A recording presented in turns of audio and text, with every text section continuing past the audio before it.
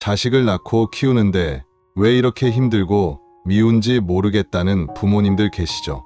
다른 집 아이들은 다 착한데 우리 아이만 말을 안 듣고, 다른 부모들은 자식 때문에 행복한데 나만 자식 때문에 괴로운 것 같습니다. 심지어 내가 낳은 자식인데 원수처럼 느껴질 때도 있습니다. 이런 마음이 드는 자신이 나쁜 부모 같아서 죄책감도 듭니다. 하지만 오늘 이 영상 끝까지 보시면 자식과의 악연이 왜 생기는지, 그 업보 구조가 보이고 지금부터 관계를 회복하는 3가지 실천법을 알게 됩니다. 미움을 멈추고 서로 치유하는 길로 들어설 수 있습니다. 아침에 아이를 깨우는 것부터 전쟁입니다. 몇 번을 불러도 일어나지 않습니다.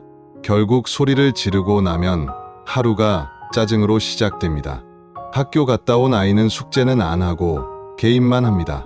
공부 좀 하라고 하면 짜증을 내고 방문을 쾅 닫습니다.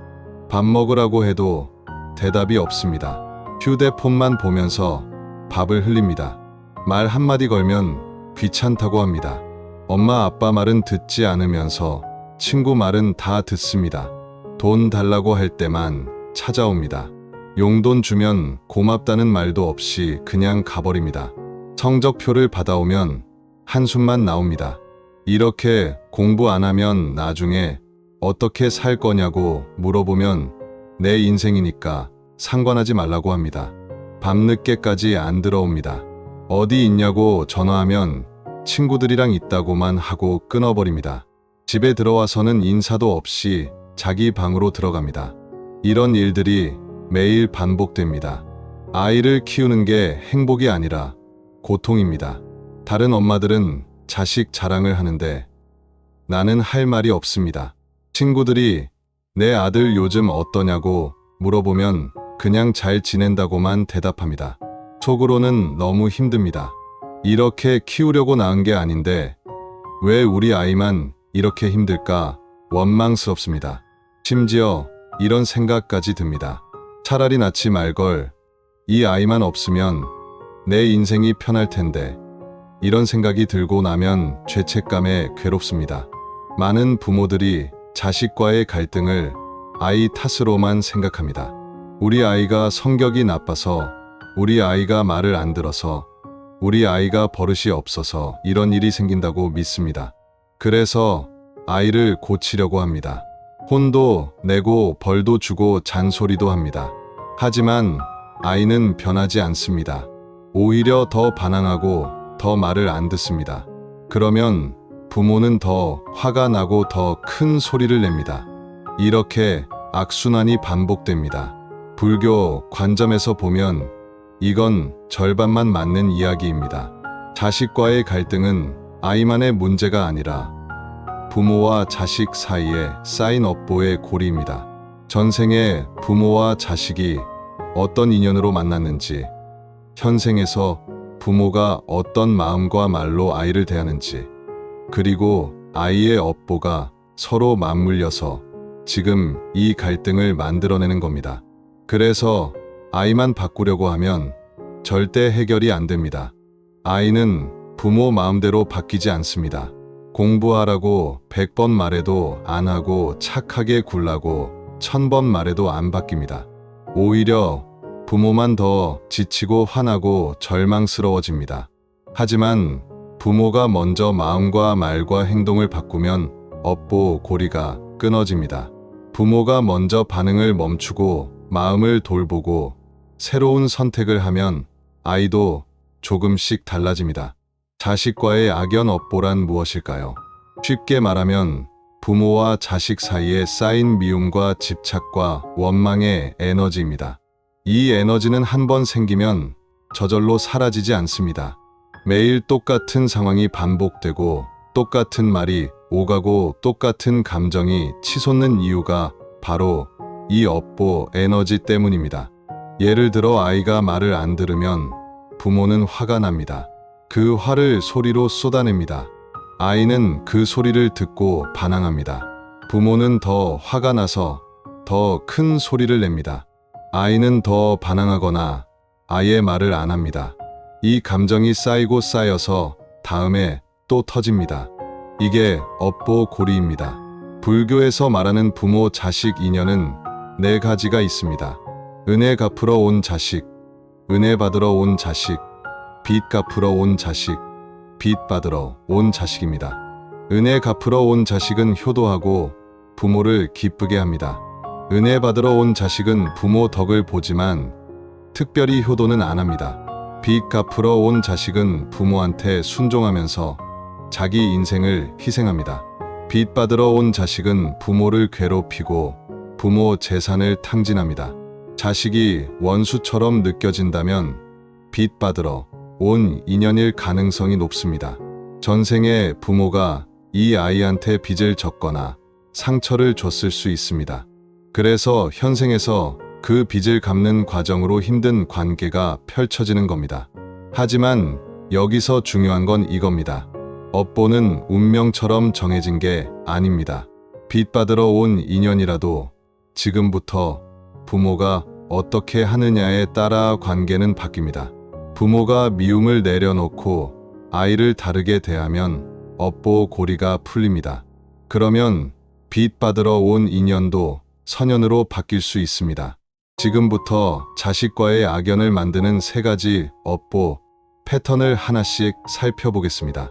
각 패턴마다 왜 이게 업보로 이어지는지 원리를 알려드리고 지금 당장 멈춰야 할 행동과 시작해야 할 행동을 구체적으로 안내합니다.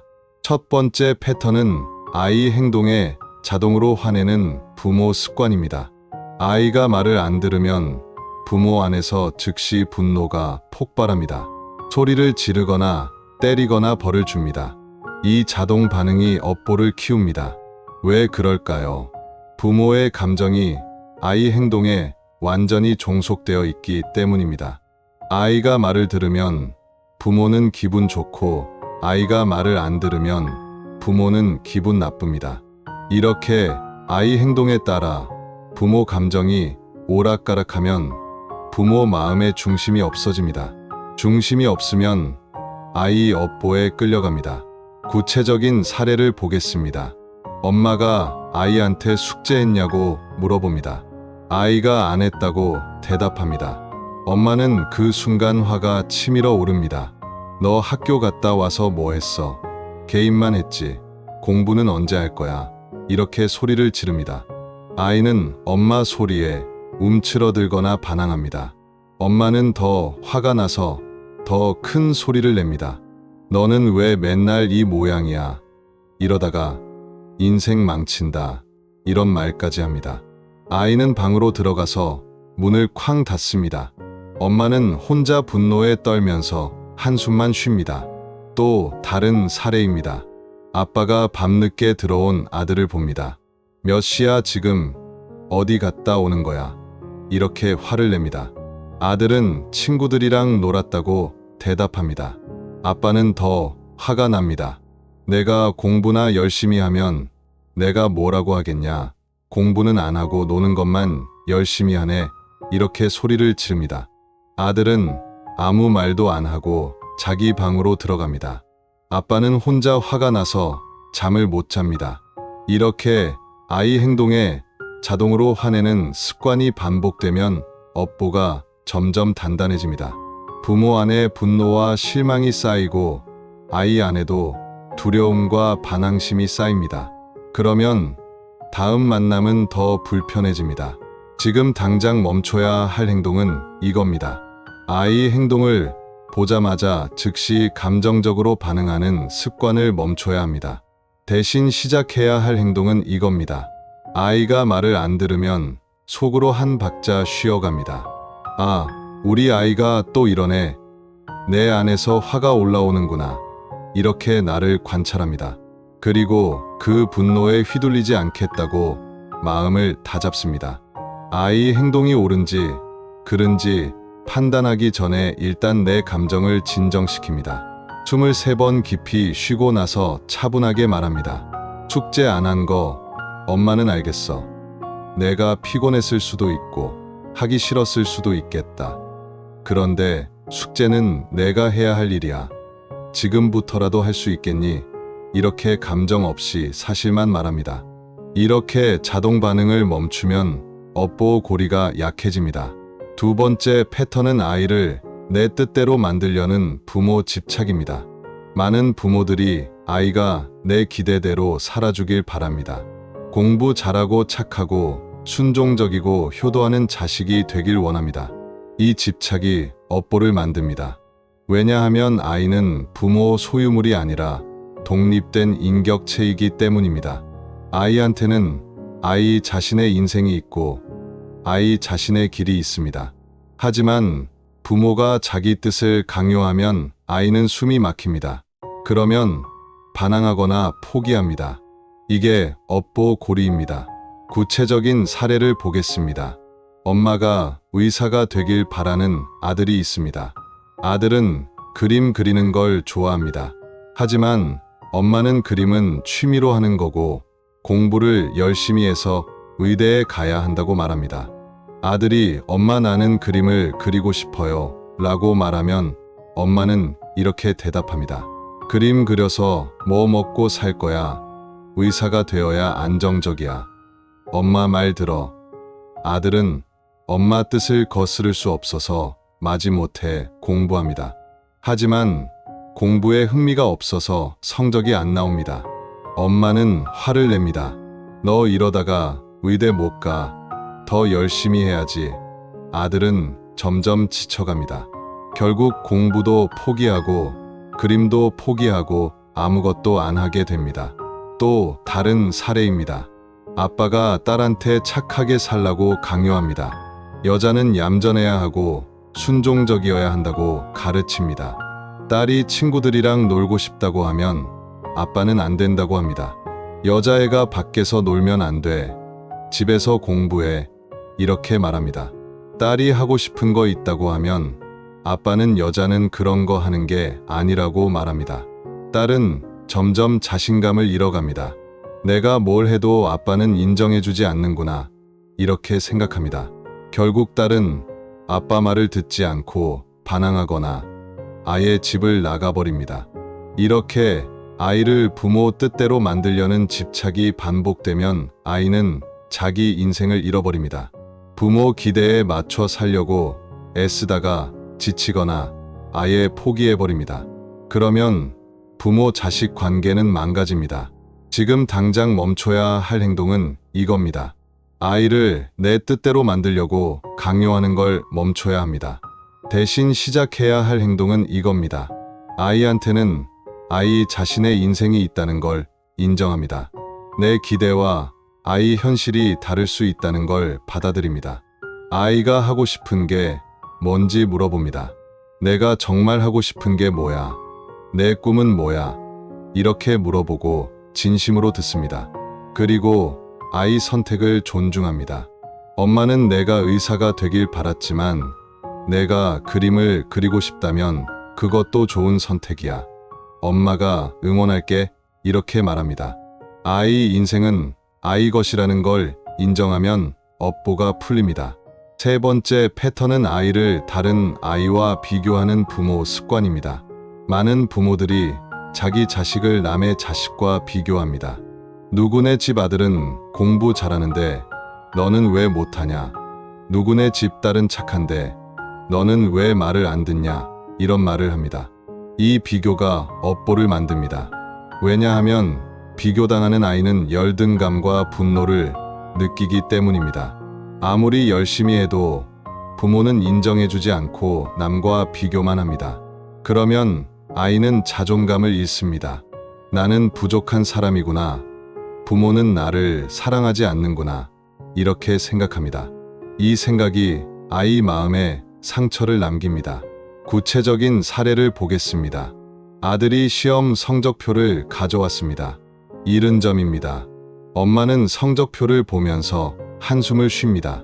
옆집 철수는 90점 받았는데 너는 왜 70점이야? 너 공부 안 했지? 이렇게 말합니다. 아들은 나름대로 열심히 했는데 엄마가 인정해주지 않아서 속상합니다.